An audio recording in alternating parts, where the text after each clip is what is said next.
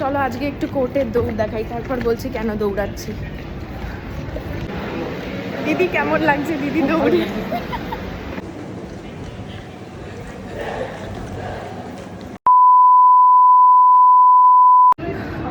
আমার চুলের কি অবস্থা হয়ে গেছে, মানে জাস্ট ভাবা যায় না। এভরি ইয়ার ভ্যাকেশন, মানে সামার ভ্যাকেশন শুরু হওয়ার আগে আমাদের এমন একটা মামলা আসে, ঠিক 2 দিন আগে আসে, আর সেই দিনই আমাদেরকে ফাইল করতে হয়।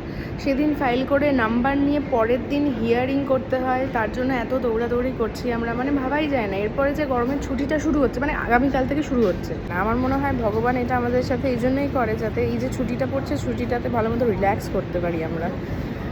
মানে কি বলবো, সেই যে কি দৌড়াচ্ছি সকাল থেকে, এই কোর্ট থেকে আরেক কোর্ট, সেই কোর্ট, হেনা তেনা করে, মা গো মা, যেই লেভেলের দৌড়াচ্ছে এই বিল্ডিং টু ওই বিল্ডিং হাইকোর্টের, মানে আমাদের মনে হয় গরমের ছুটিতে একদম 0 ফিগার হয়ে যাবে সবার।